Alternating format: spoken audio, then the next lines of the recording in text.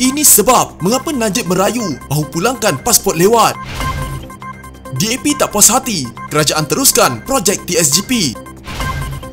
UMNO tiada kerjasama dengan PPBM, Noktah. Muktamad, Pakatan Harapan buat keputusan tolak 4 adun pengkhianat. Mengapa Bersatu Beria pujuk UMNO bekerjasama?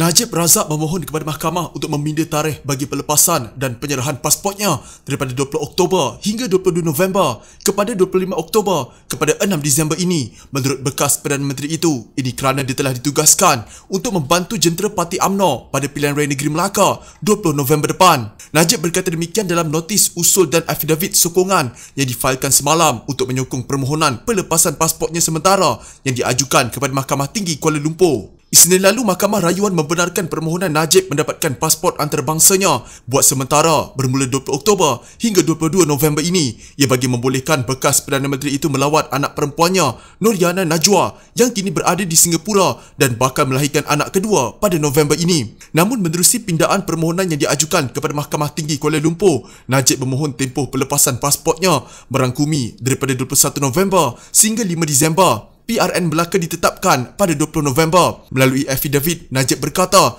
susulan kebenaran Mahkamah Rayuan untuk melepaskan pasportnya sementara pada Isnin lalu, dia kemudian dimaklumkan bahawa tarikh penamaan calon dan pilihan raya Melaka masing-masing adalah pada 8 dan 20 November. Memandangkan Presiden Parti UMNO Zaid Habidi pada masa tersebut akan berangkat ke Jerman untuk mendapatkan rawatan bagi tulang belakangnya, saya telah diamanahkan dengan tanggungjawab untuk memastikan bahawa Parti UMNO sewaktu pilihan raya kecil Melaka bertindak secara teratur dan dengan sewajarnya sementara ketiadaan Zahid Hamidi. Oleh yang demikian, saya terpaksa menangguhkan perjalanan saya ke Singapura sehingga selepas tamat pilihan raya kecil Melaka pada 20 November, katanya. Menurut Najib, perancangannya telah berubah dan dirinya akan bertolak ke Singapura pada 21 November dan pulang ke Malaysia pada 5 Disember atau lebih awal dari tarikh tersebut. Saya akan memulangkan pasport antarabangsa saya kepada mahkamah yang mulia ini pada selewat-lewatnya 6 Disember atau lebih awal dari tarikh tersebut. Dalam masa yang mana saya harus menjalankan tanggungjawab saya di Malaysia,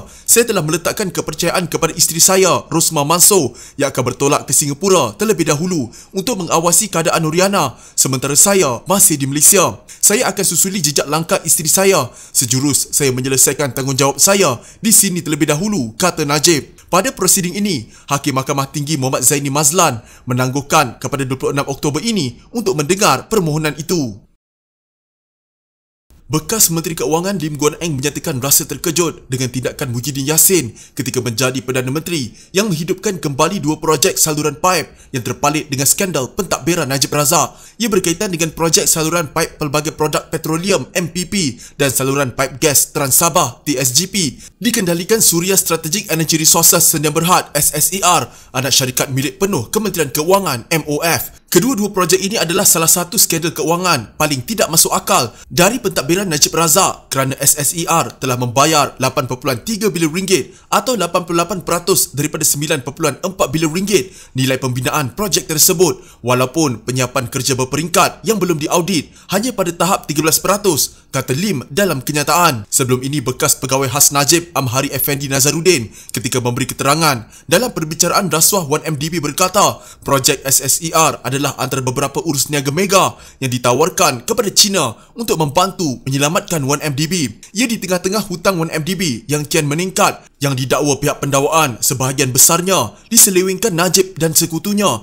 Ia juga ketika skandal tersebut mendapat perhatian penyiasat antarabangsa. Lim yang menjadi Menteri Keuangan di bawah pentadbiran Pakatan Harapan pada 2018 hingga 2020 telah membatalkan projek SSER. Lim juga mempersoalkan mengapa Muhyiddin menghidupkan semula projek tersebut tanpa mengambil tindakan terhadap pihak yang terlibat. Persoalannya, mengapa Muhyiddin Yassin tidak mengambil sebarang tindakan terhadap pelaku kesalahan keuangan yang luar biasa dan besar ini yang membayar berbilion ringgit untuk kerja yang tidak disiapkan dengan 88% pembayaran untuk 13% kerja.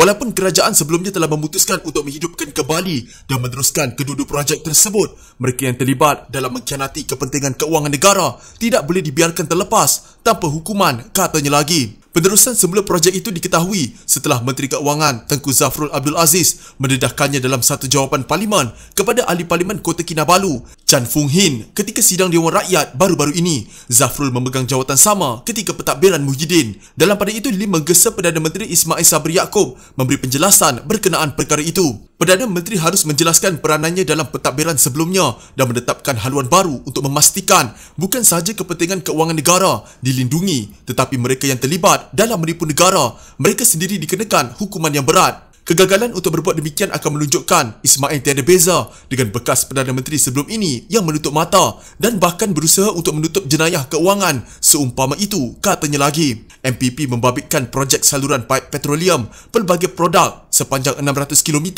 yang menghubungkan Melaka dan Port Dickson, Negeri Sembilan ke Jitra di Kedah dengan kos 4.53 bilion yuan dan 2.53 bilion ringgit atau kira-kira 5.35 bilion ringgit. TSGP pula adalah pembinaan saluran paip gas 662 km dari Terminal Gas Kimanis ke Sandakan dan Tawau, Sabah dengan kos 3.08 bilion yuan dan 2.14 bilion ringgit atau kira-kira 4.06 bilion ringgit. Kedua-dua projek bernilai 9.41 bilion ringgit itu diberikan kepada Biro Saluran Paip Petroleum China CPPB pada 1 November 2016. Perjanjian itu ditandatangani Ketua Setiausaha Perbendaharaan ketika itu, Irwan Sergar Abdullah.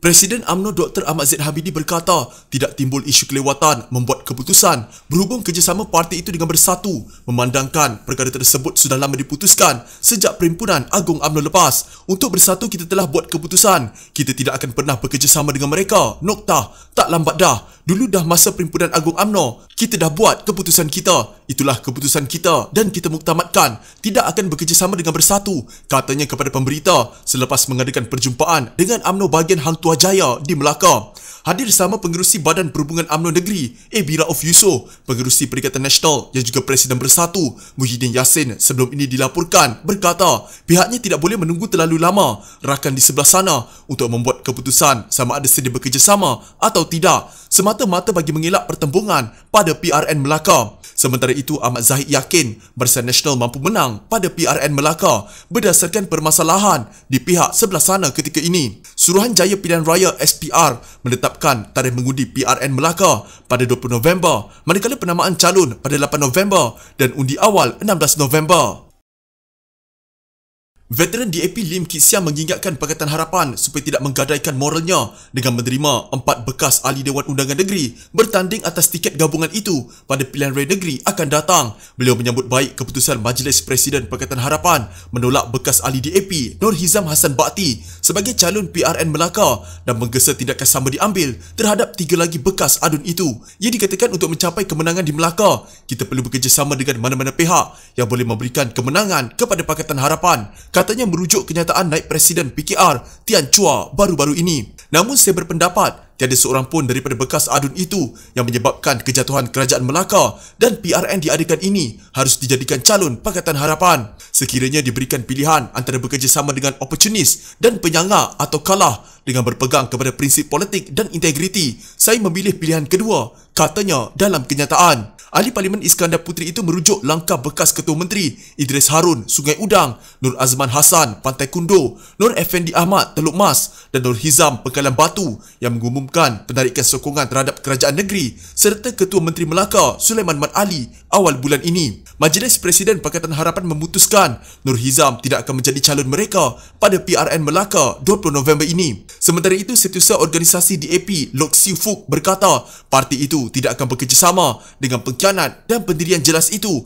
telah dibuat Majlis Presiden Pakatan Harapan. Pakatan Harapan mesti tolak pengkhianat, noktah, kata Lok dalam hantaran di Facebook. Ahli Parlimen Kelang Charles Santiago turut memberi amaran bekas adun itu mungkin berpaling tadah sekali lagi sekiranya menang dalam PRN bulan depan. Ahli Parlimen Selayang William Leong Jikin dalam satu kenyataan menegaskan bahawa Pakatan Harapan juga tidak boleh membiarkan mereka bertanding di bawah gabungan itu. Keempat-empat adun yang menarik sokongan terhadap Ketua Menteri dan menyebabkan kejatuhan Kerajaan Negeri Perikatan Nasional di Melaka harus bertanding atas tiket bebas. Mereka mempunyai tanggungjawab dan kewajipan untuk membuktikan tindakan mereka yang menjatuhkan kerajaan mereka sendiri dilakukan dengan tujuan menegakkan prinsip dan ideologi parti mereka. Mereka harus membuktikan bahawa pengundi setuju bahawa yang itu adalah silap Ketua Menteri dan bukan mereka yang menyimpang dari prinsip. Keempat-empat adun ini harus bertanding secara bebas supaya mereka boleh dinilai oleh pengundi mereka. Mereka tidak boleh bersembunyi di bawah tiket parti politik lain, katanya. Mengulas lanjut, Leong mendakwa bahawa dengan menerima keempat-empat adun itu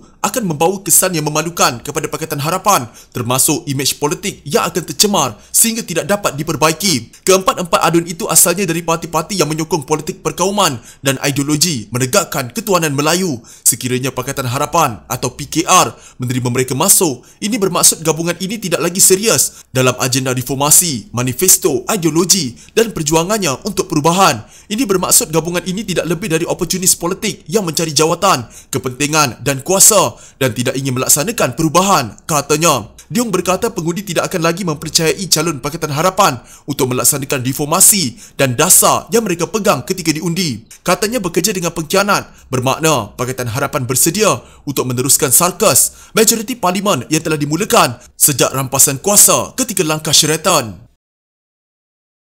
Presiden UMNO Ahmad Zaid Hamidi mengulangi penjelasan parti yang diterajuinya itu yang menolak kerjasama politik dengan Bersatu. Katanya keputusan menolak UMNO dibuat oleh parti dan bukan keputusan solo yang dibuatnya selaku Presiden parti. Saya ulangi, penjelasan UMNO menolak kerjasama politik dengan Bersatu merupakan keputusan parti. Ia keputusan akar umbi parti pada Perhimpunan Agung UMNO 2020 dan juga oleh Majlis Kerja Tertinggi UMNO. Ia sebuah ketetapan yang telah pun dimuktamadkan sejak kira-kira 7 bulan lalu, iaitu pada Mac tahun lalu, katanya dalam satu hantaran di Facebook. Menurut Ahmad Zahid, Bersatu bukan tidak maklum tentang hal itu. Namun menjelang pilihan raya negeri Melaka, parti serpihan itu cuba mengadu domba. Kononnya ia keputusan solo Presiden UMNO. Selepas perjumpaan dengan UMNO bahagian Hang Tuah Jaya di Melaka, dia dilaporkan berkata UMNO tidak akan pernah bekerjasama dengan Bersatu. Noktah. Mengulas lanjut, Ahmad Zahid mempersoalkan mengapa Bersatu begitu sukar menerima hakikat bahawa ahli UMNO bertegas menolak mereka. Mungkinkah begitu terdesak mahu mempergunakan ahli UMNO sekali lagi seperti mereka lakukan pada PRU14, memperdaya segelintir ahli UMNO menyokong Bersatu dengan kempen Bersatu mahu menyelamatkan UMNO.